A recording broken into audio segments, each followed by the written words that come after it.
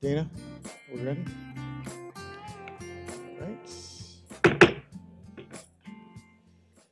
Good evening. Oh, we're glad that you are here. We've got a lot of awards to get out tonight, so let's call this meeting to order. Mayor Hartke? Here. Vice Mayor Rowe? Here. Councilmember Stewart? Here. Councilmember McClymans? Here. Councilmember Wong? Yeah. Councilmember Lopez? Here. Orlando? Here. We have a quorum. Very good. We've got a number of scheduled public appearances tonight. And why don't we bring our old new council member Orlando, if you'd like to join me out front, please. All of you, Mayor.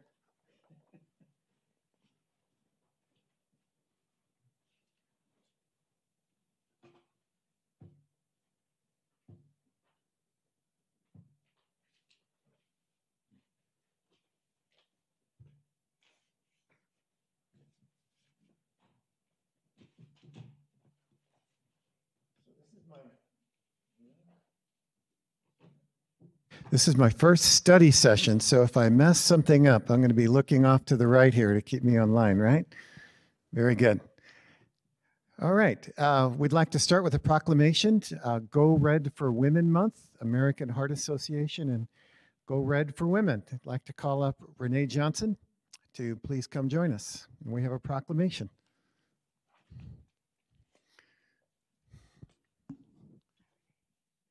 There you go. All right, I'd like to read this and we'll take some photos, give you an opportunity to say some words, right? Whereas in the United States, heart disease is the #1 killer of women, causing 1 in 3 deaths each year, approximately 1 woman in 80 seconds. And whereas in Arizona, on average, nearly 16 women die every day from heart disease or stroke each day. Whereas women have a higher lifetime risk of stroke than men, with different heart attack symptoms that are often misunderstood. And whereas an increase in community awareness is necessary to encourage everyone to go red, because 80% of cardiac events can be prevented with education and lifestyle change. Now I therefore, Kevin Hartke, Mayor of the City of Chandler, do proclaim February 2019 as Go Red for Women Month. And would you like to say a few comments? Sure. So again, my name is Renee Johnson. I'm a volunteer ambassador for the American Heart Association Go Red for Women campaign. And this sounds like this mic is not working. Thank you very much. I really appreciate the city making the effort to give us a proclamation for Heart Month, which is always February of every year. We have a lot of activities planned around Phoenix, and it's great to have all the cities participating by giving us proclamations and helping to raise awareness for this very important women's health issue. Thank you very much. All right.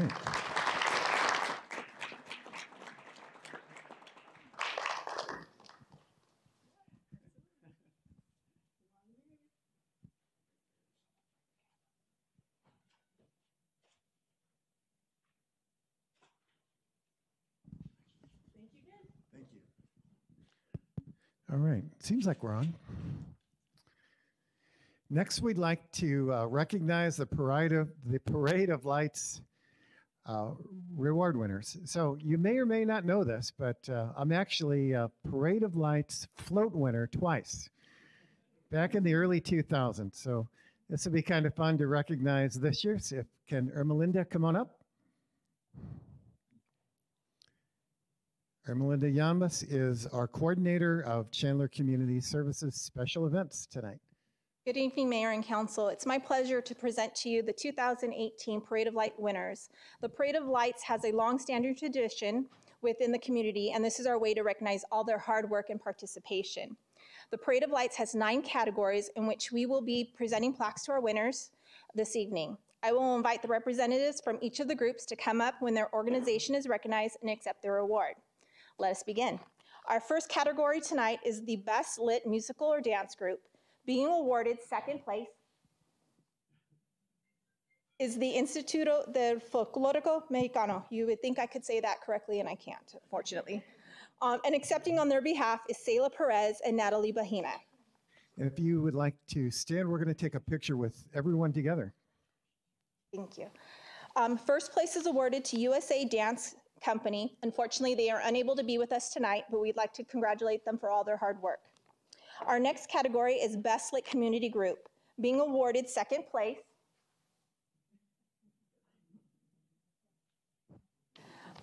is Girl Scout Troop 733, and accepting on their behalf is Katie Flickinger. First place is being awarded to Pack 88 Cub Scouts, and accepting on their behalf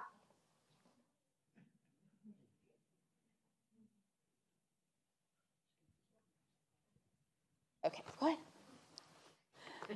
is Rowan, Anastasia, and Timothy. All right.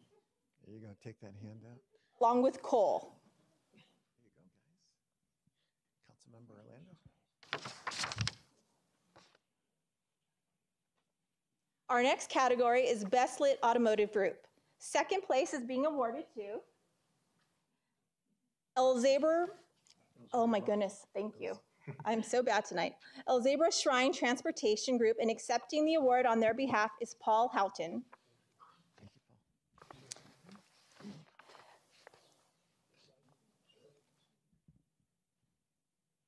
First place is being presented to Copper State Four Wheelers, and accepting on their behalf is Jim Nossett.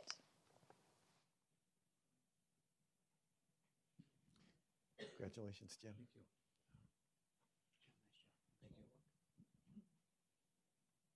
Our next category is Best Lit Business Group. First place is being awarded to Alt AZ 93 FM, and accepting on their behalf is Kia Murphy and Nicole Wall. You're in my tuning in my car.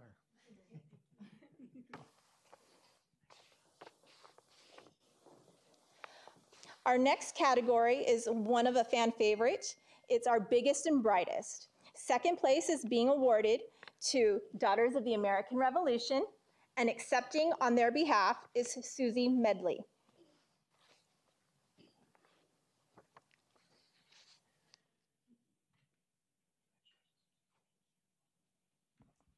First place is being awarded to the Elder family, and accepting the award on their behalf is Braden and Bailey Elder. Bailey, Braden.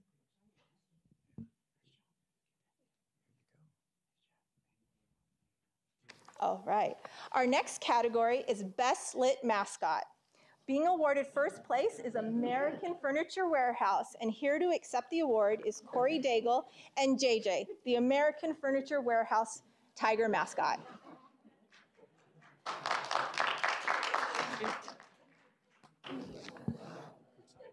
Great. We'll congeal in the center. Our next category is Best Lit Animal. First place is being awarded to Pause for Patience.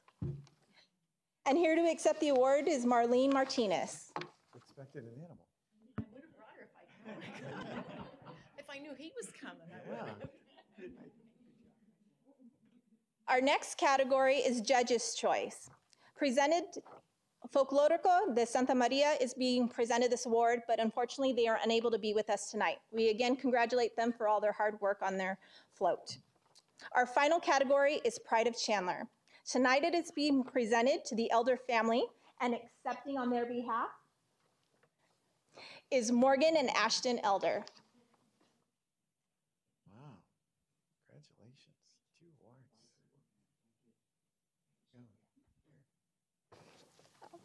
This concludes our presentation of winners from the 2018 Parade of Lights. Congratulations to all our winners, and now let's get together and take that group photo.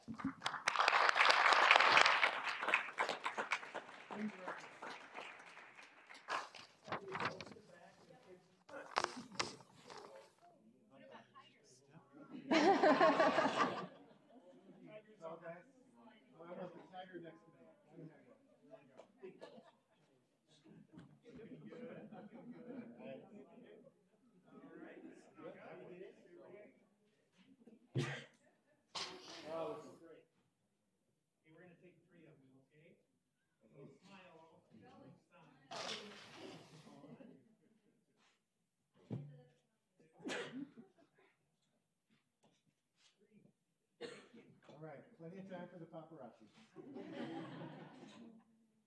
Tiger in. And the mascot.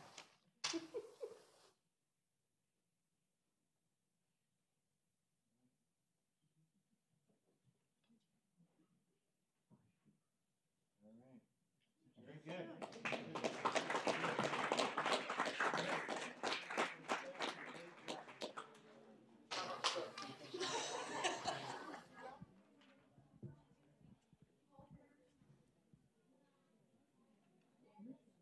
Next, we would like to acknowledge Black History Month, and if Pastor and Director Victor Hardy can come up.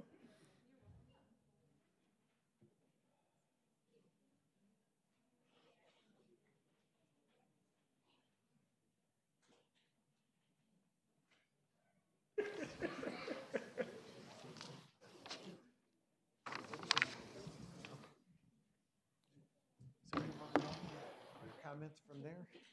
Oh, do you want me to do them for there? Are you showing stuff or what? I'm not showing anything. Come up there. Okay.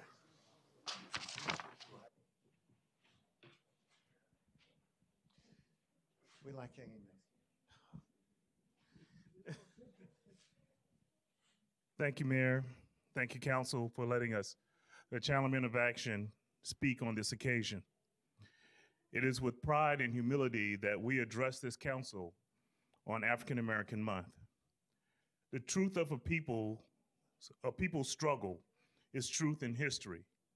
For some reason, the African American was taken out of the history books and sentenced as a side note. In 1925, Carter G. Woodson established Negro History Week and chose a week in February encompassing the birthdays of Abraham Lincoln and Frederick Douglass. He and others believed that truth could not be denied and that reason would prevail over prejudice. By the time of Carter G. Woodson's death in 1950, the Negro History Week had become a central part of African American life and substantial progress had been made. The celebration was expanded to a month in 1976 by President Gerald R. Ford. We hope, just like Mr. Woodson, that a rise in awareness of African American contributions to civilization would be recognized and celebrated. During this time, in the beginning of American history, African Americans have been intricated into everything that America has done. Starting with Crispus Attucks, the first American killed in the Revolutionary War. Other African Americans like Booker T. Washington, Sammy Davis Jr., Sarah Breedlove, the first African American millionaire, better known as Madam C.J. Walker, Dr. Barbara Wilson Walker, whom sat in Woolworths so that everyone else can sit at a counter anytime they wanted to and be fed. Just like yesterday, we have those of today, former President Barack Obama, former Secretary of State Condoleezza Rice, General Colin Powell, and let's not forget those whom are here in Chandler. First, we start with Chief Master Sergeant Kenneth Hill, retired Air Force Master Sergeant Frank Collins, Miss LaVon Woods, Miss Janelle Hill, former Cardinal Kwame Lassiter, Dr. William Crawford, Dr. Greg Gilbert, Mr. Michael Green, and of course, former Mayor Coy C. Payne, the first African American to become mayor in the state of Arizona, was twice the mayor of Chandler, Arizona. On the 15th of February, the South Chandler Self-Help Foundation and the City of Chandler presents Black History 2019 Black Girls Rock Foundation Builders. And that program starts at 5 o'clock. If people would come out and visit that to celebrate. And then on February 22nd, the Chandler Men of Action is inviting you to come out for our annual banquet, African American banquet. It will be at the Chandler Gilbert Community College. It starts at 6, and dinner will be served at 7. This year, our honoree for former Mayor Coy C. Payne is Michael Green. about Chandler Men of Action. Since 2012, Chandler Men of Action have been involved in everything that is Chandler, from the Jewish Community Center to the Chandler Center for the Arts, all things in between. And we want to thank the mayor and thank the city and council members for supporting us for all that they do, because we are with you.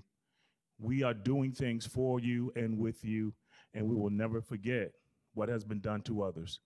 Thank you very much, Mayor, and thank you very much, Council.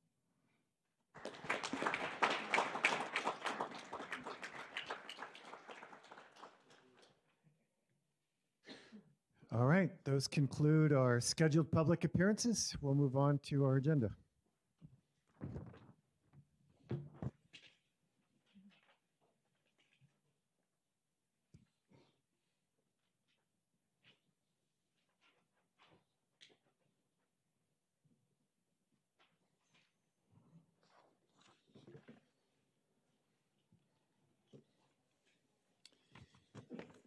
Seems a longer walk coming back here than going out there. I don't know why.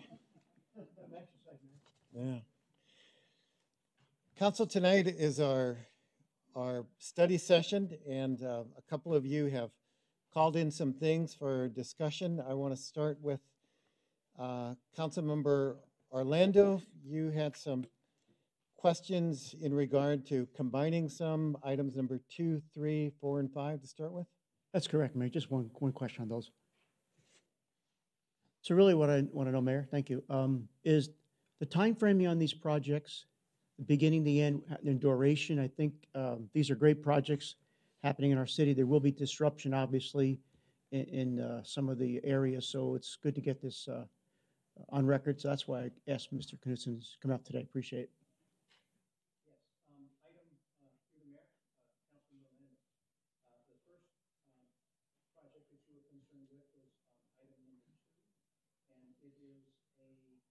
A project that will be occurring on Warner Road between Delaware and Evergreen Streets, and it is an agreement with the Salt River Project to underground overhead lines for an aesthetic project in that area. The work will begin approximately 4 to 6 weeks after the easement is approved, which puts that in about mid-April for construction to begin. The second project of concern was another agreement with SRP. That's our item 3. This is an underground easement that we're asking for tonight. This agreement is with SRP, and it is also related to an undergrounding of electrical services. And this is along Price Road. And so this work will begin, SRP has committed to begin this work in early March, and they'll work from Willis Road to the north to the 202. So they'll be working on the western side of the road, and they'll be headed from Willis up to the 202 beginning in March. And that work, I'm not quite sure the duration, but I'm thinking the in-road work will be approximately 4 or 5 months, in that range. The third project that you had asked about is the road projects now, Ocotillo Road, Gilbert Road to 148th Street. The current construction schedule for that will begin in late 2020, and the work should take under a year to complete. And the last project, actually it's a single project by name, but it's actually today in 2 phases, and that would be Chandler Heights Road from McQueen to Val Vista. The first phase of that is McQueen to Gilbert Roads, and that is looking like a construction start also in late 2020 with 14 months duration on that one. And then the second piece of that is from Gilbert Road to Val Vista with today a start date in 2023. And that one, it's for the second 4 miles, and that's about 14 months, I believe. Thank you, Mayor. So follow-up on SRP. Any other aesthetic projects for undergrounding you're seeing in the near future, or are these about it? The aesthetics funding is limited, and with the 230 kV undergrounding that we've done, quite a bit of the aesthetics account was used for that. So I believe there are some additional aesthetics work coming into the future, and we can get you a list of that work. I appreciate it. And then on the Maricopa County, as you know, we're doing agreement with Maricopa County on these roads. There's a sharing, cost sharing in that. So I think the residents should understand that, you know, not only does Chandler have its own priorities, but we also partner with obviously Maricopa County in these road construction projects. We share in the cost. So the county the funding of this is because the 2020 is because of the funding timeline, or is it because of the actual project needing to go out for bid and that type of activity? All of these projects, the ones that I mentioned, have federal funding involved. And along with federal funding comes a lot of lead work ahead of the actual construction to begin. There's many deadlines to meet. There's environmental requirements. We have to do studies on the site. We have to do, I would say, a little extra as far as the actual acquisition of properties and things of that nature. So with federal funding comes some additional guidelines and some rules that do take a little bit more time. So if it was totally locally funded, the projects could be done a little bit faster, but then we would be able to do quite a bit less work, obviously. Understand. The good news is, or at least it's on the board. Yes, yes, Thank you. Thank you, Mayor. All right. Thank you, Mr. Knudsen. Thank you. Next item, item number 6, also called in by Councilmember Orlando. Mayor, I only asked for a quick presentation by staff because, you know, Intel's been our partner for a long, long time. And they're taking advantage of something called an IDA, industrial bond. I'll let staff talk a little bit about that. But it just shows their commitment to our community, that they're willing to go after a $500 million dollar bond in order to fulfill their project. So that's why I asked Dad to give us a quick presentation on this. So again, the citizens out there understand where we're going in this area. Okay, through the mayor, Councilmember Orlando, I'd be happy to do that. Excuse me. So Resolution 5241 is asking mayor and council to approve the issuance of not to exceed $500 million with a B industrial development revenue bonds for an Intel Corporation project of the Industrial Development Authority, we call the IDA, of Chandler. The IDA is a separate nonprofit corporation from the city, which promotes economic development and allows certain types of businesses access to tax-exempt financing. It gives potential projects that can increase the city's tax base another financing option to weigh as they look to build or expand in the city of Chandler. The city and the Chandler IDA are a conduit for the issuance of the bonds, and there is no responsibility or liability with regards to repayment on the city. The IDA, the mayor and council actually approve the board for the IDA, but whenever we have an application for bonds, it is required that we go through council and get approval to issue bonds as well.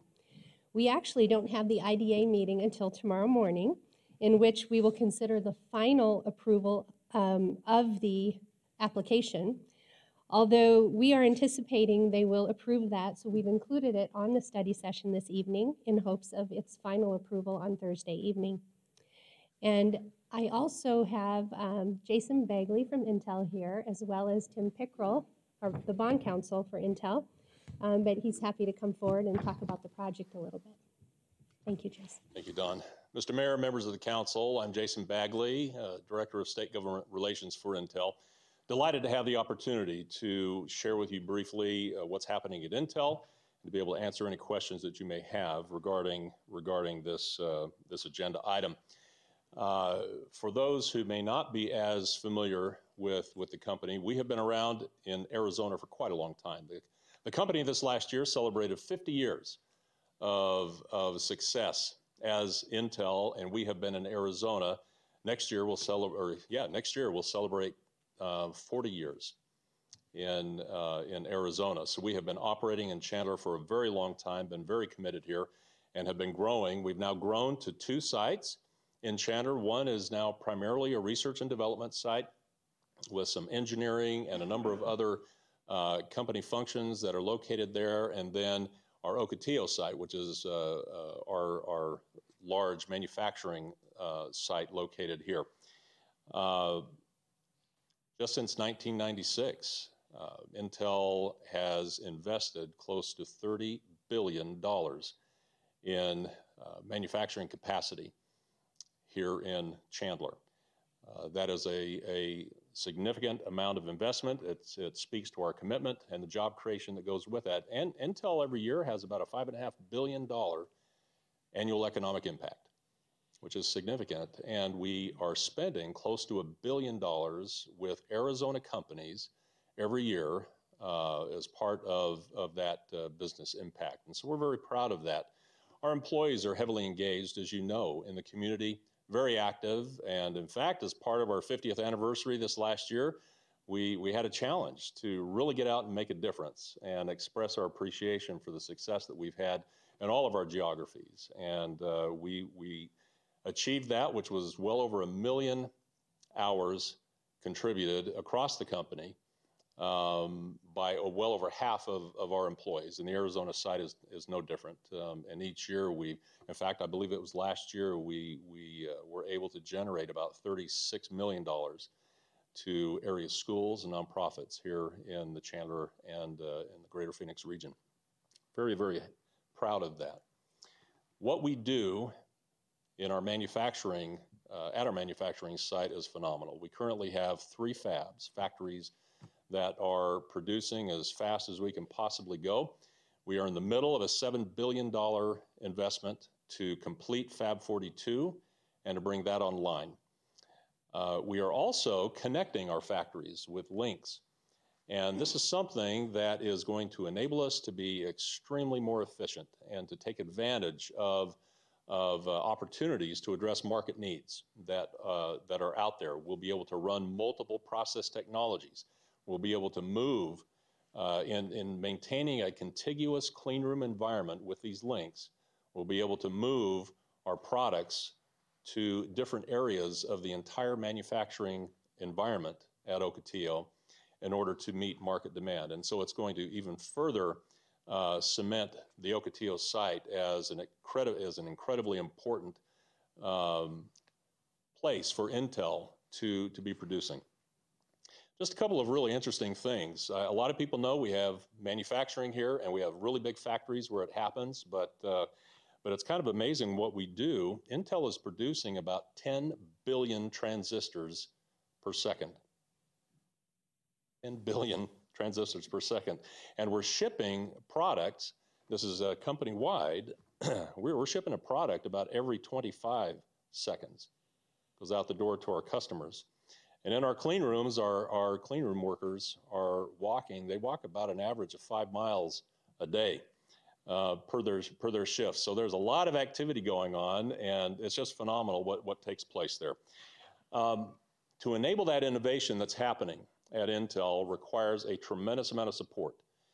And we express our appreciation to the city for decades of your support and commitment to Intel, and in helping to ensure that not only Intel is successful, but all the other companies that have been locating to Chandler receive that support and treatment. And we're very excited and appreciative of that. A few years ago, we came before the council, and the council approved an update to our PDP, which is enabling, should the company choose, we now have the flexibility, thanks to the support of the city, to grow and continue growing at the Ocotillo site. At that time, we spoke about some environmental related projects that we would consider. We are now underway with putting some of these environmental projects in place to support the site. Intel, from an environmental standpoint, we are recycling or returning about 80% of the water, for example, back to the community. And that 20% we are not able to fully address here at the site. So Intel has been investing, and we set a goal for 2025. The company is going to return 100% of all the water that we use. We're going to return back to the community.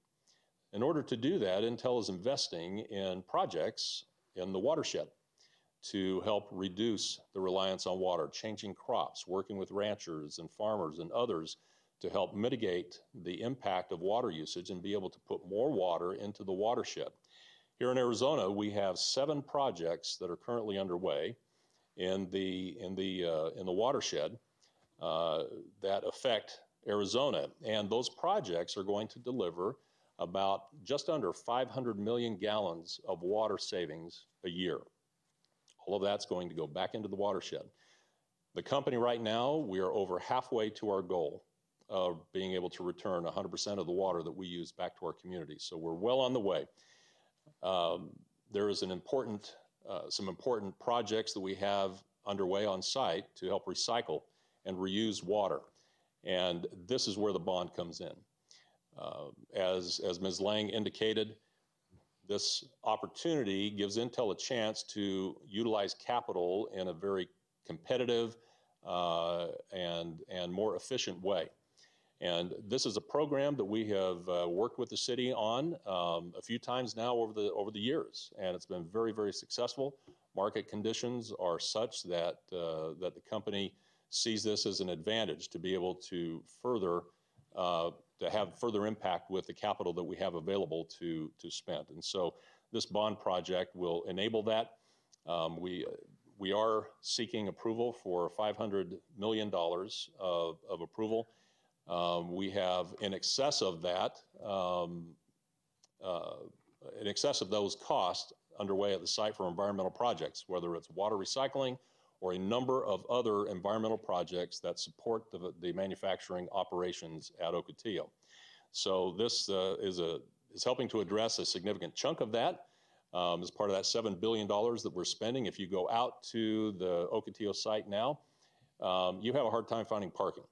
It is full. We have we have about 11,000 employees between the two sites and thousands more who come into the site every day as a contract worker. We're in the process of hiring another 3,000 new workers that are coming as a result of this new factory that we'll be completing. So there's a lot of activity taking place at Intel, and the city of Chandler has been a tremendously important partner and supporter. For that, we give you our thanks and appreciation for your support.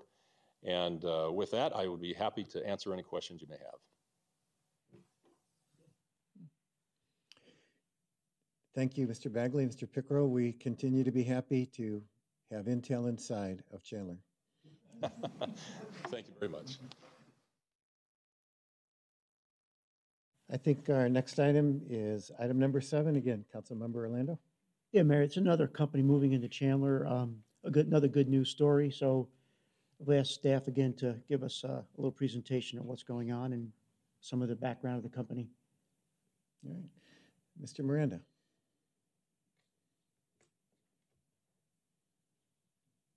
Good evening, Mayor and Council.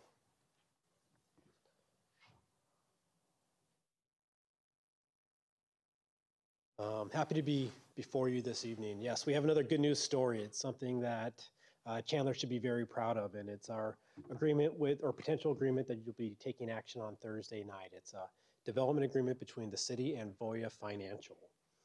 Our project with Voya started in the summer, about August of this past year, and we had the opportunity to compete for this project. Chandler in the greater Phoenix region was amongst 4 regions under consideration for this project.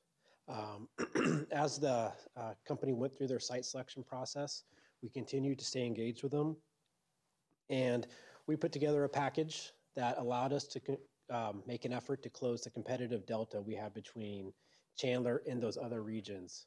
And so that agreement is what we're taking action on tonight. But some of the things that staff has become very excited about as we've worked with Voya. We had the opportunity to fly out, meet with company representatives, get to know the company a little bit more. And from staff's perspective, we walked away with the feeling that not only are we getting a great employer, we're getting a great community partner. Some of the things that really stood out to me was their position on women in leadership. Bloomberg recently recognized them as one of the most equitable companies in America to work for. Their leadership team is 50-50, male, female, which is quite unique amongst corporate America. They also have a strong philanthropic cause, specifically around STEM education, which, as we all know, having Intel in our backyard, STEM education is critically important. It's one of the building blocks of our community. And the other thing they're very passionate about, which is pretty obvious, is financial literacy. So as we've worked with them, we've become very impressed with what they're going to have to offer our community. So a little bit about the project. What they're proposing is a financial operations center. They will be on the Price Corridor south of the 202, occupying at least 145,000 square feet of space. Their projections are a little less than 1,100 jobs by 6 years, with an annual payroll of $27 million in year 1, ramping up to $54 million by year 6. One thing I want to note is all of our numbers we're talking about here are on a 6-year basis. That is because the term of our agreement with Voya is for 6 years. But I want to be clear that they have signed and are looking to enter into a lease of 10 years. So all the numbers we give you are on the very conservative side. And I'll differentiate as we go through it. And in addition, they're going to have about $34 million in CapEx over the first 6 years, ramping up to north of $50 million in the 10th year. So one of the things we do to verify the economic benefits of projects like this is to hire an external third-party consultant to verify our internal numbers. And what we want to verify is that the city is making a sound investment. We're going to make substantial return on our investment because of this project. And that's one of the things we always do. And again, we're only looking at it over a 6-year period. If we were to take the full 10-year impact, it would be quite substantial as well. So the direct impacts of the project, 1,060 jobs directly supported. The secondary impacts would be approximately 770 additional jobs for a total of 1,837 net new jobs to the city of Chandler. The economic output, direct $860 million just by the operations of Voya. The secondary impacts another $540 million for a 6-year total of $1.4 billion. If we were to stretch that out over the entire 10-year period of their potential lease, we're looking at about $2.5 billion in economic output realized within our community and region. And specifically as it relates to the development agreement with Voya, we're looking at a direct impact of approximately $880,000 over 6 years. Secondary impacts, $4.11 million. And that secondary impact is really where the bulk of our revenue is generated. That is the spending of their employees. And as we've gone through our model, we've looked at regional data sets, and we're only capturing and estimating 35% of the Voya employees will actually live in Chandler. So if it ends up being 40% of their employees live in Chandler, that number grows by a corresponding percentage. So we have a total revenue impact to the city over 6 years of nearly $5 million for a $560,000 potential investment.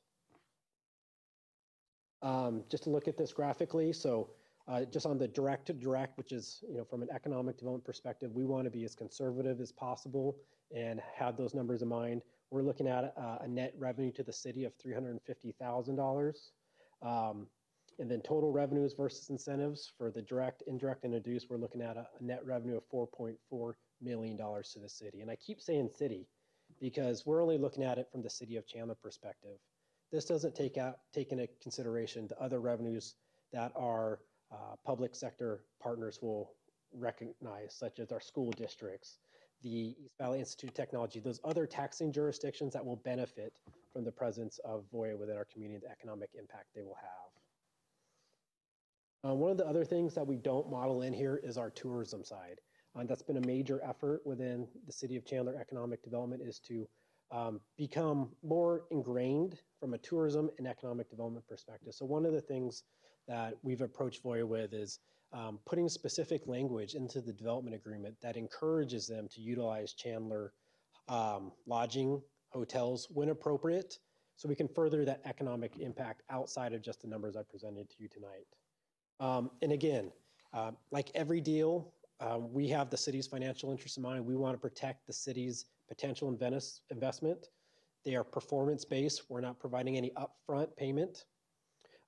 Every year, Voya will submit an invoice to the city, clearly illustrating the jobs created, the average wage, and verifying that they're paying benefits for their employees. 65% of the premiums must be paid by the employer as well. So not only are they just getting the wages, but they're also providing healthcare benefits, which in Arizona is a major issue. Should Voya leave the city within the terms of the development agreement, the city gets recouped our investment in that area as well. So again, we're looking to be very conservative and happy to answer any questions you may have, Mayor, Councilmember Orlando. Mayor, just Councilmember Orlando. just a couple questions, Micah. Thank you very much. Appreciate it. And I might have missed it because you got such a mellow voice here and my hearing's going, but what was the average wage of jobs you said, or did you say that? The average wage of the jobs is $51,000. 51,000? Okay, that's a little bit higher than the last project you brought together with us. That's good. And I know that 30% is probably more of an art than a science, but has Voya and some of the other companies in comparison to the service industry, have those numbers bared out of folks living in their community versus outside the community? Because as you know as well as I do, you know, the weekend trip to the hardware store and taking out for pizza, those really have the bigger impact or much greater impact on the sustainment of the city and the company than, you know, just someone's coming in for lunch and leaving. So those two questions there. First question, Mayor Harkey, Councilmember Orlando. Have those numbers bared out? We see it pretty consistent against those different models. So for instance, if you have, given the fact that you know, the mean household income in Chandler is about $97,000, we have about 1.5 households working, heads working per household. So when we do the math, it kind of averages out to be consistent with what we already have in Chandler. The second part of the question is that 35% hard and fast? We could go back and take a definitive look at that, but against all the different projects we've really taken a hard look at, it seems to be accurate. The higher wage jobs, we capture a greater percentage. That 50K, we're going to be right in that 30, 32, 35% resident base. And those numbers are in your analysis here? Yes. Okay, thank you. Thank you, Mayor. Any other questions related to this item? All right, our last call in, Councilmember Rowe on item 13. Thank you, Mayor. I had a question about item 13, and that's Homestead Park North. And I think Mickey's going to give us a little briefing on that. Sure, happy to. Mayor and members of the council, in 1997, the city purchased about 7.5 acres of land, which is now known as Homestead North Park site. It's on the southwest corner of Cooper and Fry Roads. We purchased it for the future development of a neighborhood park, as well as to complement the Paseo trail system. It's right on the eastern edge of the canal there. And as we've developed the canal over the years, one of the thoughts was to provide as much green space as we could along the canal to provide additional amenities for the Paseo, in addition to providing neighborhood park amenities. The Homestead South Park, you have to look at the two parks together, Homestead North and Homestead South, because they're adjacent to each other. When we built Homestead South last fall, before we built that, it was the only, there was no neighborhood park services in the square mile bounded by Chandler, Cooper, Pecos, and McQueen Roads. There's some smaller HOA parks in that square mile, but no city facilities. Homestead North Park will be our last neighborhood park. As you know, it's been the city's longstanding goal to create one 10-acre neighborhood park in every square mile. So we've done an outstanding job of that, and this will be the last one. Adjacent to the park's northern border is the Chief Hill Learning Academy. It was built in 2009. And then along the southern border, if you've been by there, there's two softball fields that's owned by the LDS Church there. We have funding and the existing capital improvement program for the construction of the park next year. The item before you tonight is for the approval of the design contract. And so with the scheduling, if it's approved this week, we would hope to be able to bid the project out this fall, start construction in the spring with completion next summer. Like we do with all our park projects, we will have public meetings to get input on the design and comments on what the public wants to see. But a typical neighborhood park is going to have playgrounds, sport courts, volleyball, volleyball, basketball, those types of things, ramadas. And so that's what we would anticipate putting there, but we'll wait and see what the public wants. So with that, do you have any questions? Well, thank you, Mickey. A couple of quick things. I had heard that maybe the land was donated, but that is not the case. No, sir. Mayor, members of council, we actually bought the property in 1997 from the Skousen family. Okay. And then the South Park. Homestead South. That park was completed recently, but there were no plans in 1997 to build the South Park. Those came around fairly recent. Mayor, members of council, actually, we bought those pretty close together, 97, 98. And the thought with Homestead South was the original idea was the corner of Pecos and Cooper there was going to be a commercial type development. And the thought was Homestead South would play off that with some type of complementary items that would also benefit the canal. But the way it turned out was it turned into residential. So now it's green space. We have a playground there and lighted trails. And as we are looking at both parks, the reason we only have a playground down there is at Homestead South is because the thought was we'd have the more traditional amenities at Homestead North since they're so close. Have we reached out to the Mormon Church or the Chief Hill CUSD school and talked to them about saying, hey, look, here's an opportunity for either one of these groups or both of them to work with the city to provide a nice amenity? Right, Mayor, members of council, we have over the past year reached out to both of those groups. We can definitely do it again.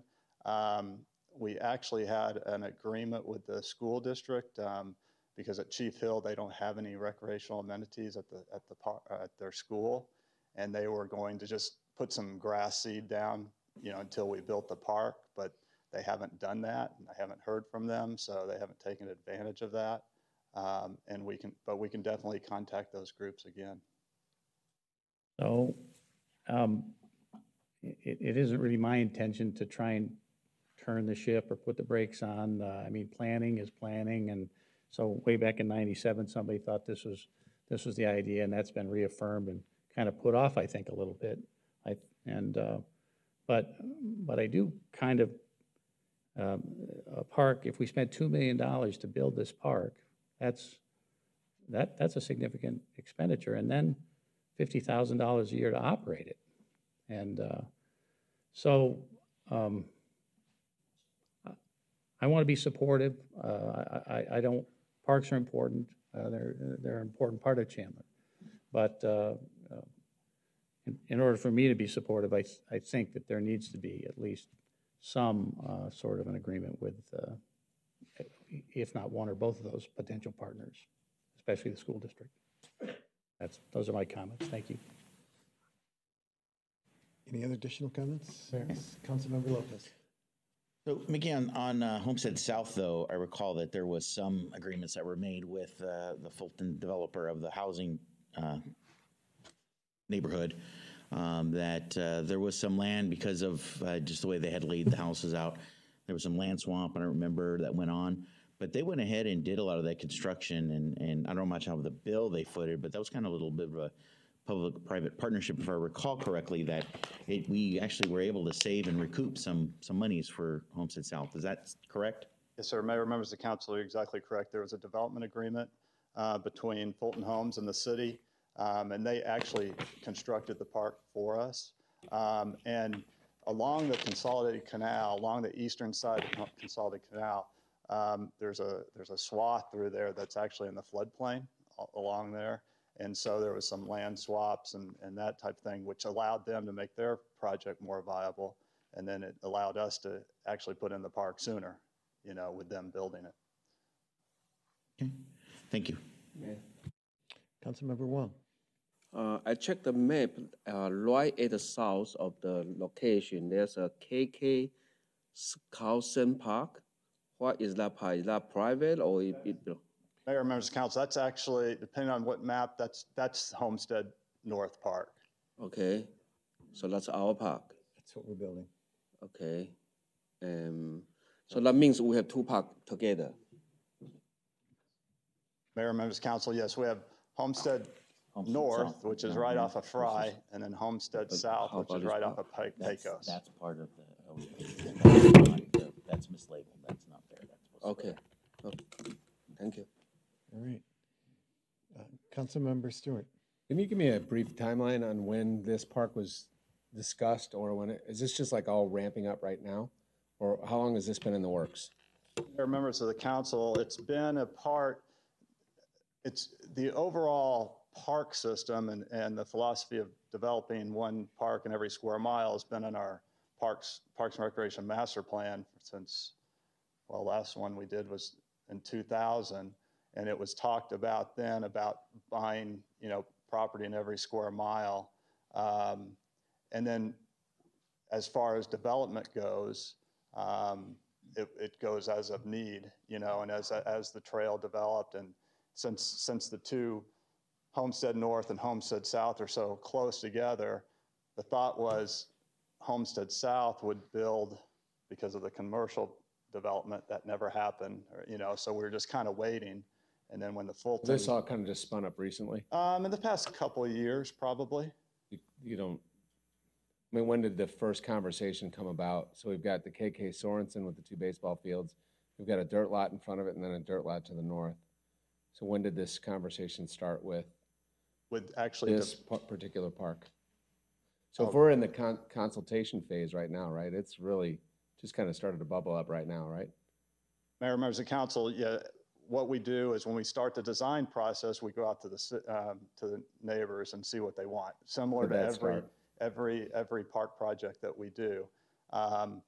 There's parks that have, undeveloped parks that have sat there for a while, you know, waiting for development to go, or, you know, or homes to be built adjacent to it. Right. This one, like I said, we bought it in '97, so we knew there was a need back then. The actual, it's been in our CIP for a while. And then, like I said, once Homestead South was built, then we, you know, the timing was to build Homestead North. So it's been in the past, Where's Homestead past South? couple of, Excuse me. Is that KK Sorensen, or is that? No, that's so- the deal that we made with Fulton Homes. It's right here, right? That's south of the church, right? Okay. Yeah, it's right along the canal and Pecos Road. So we're going to finish that one. That's in the works right now. We've already completed. That's done. It's Okay. done. So the conversation about the north started when? For the development, probably a couple of years ago. Mayor. Yes.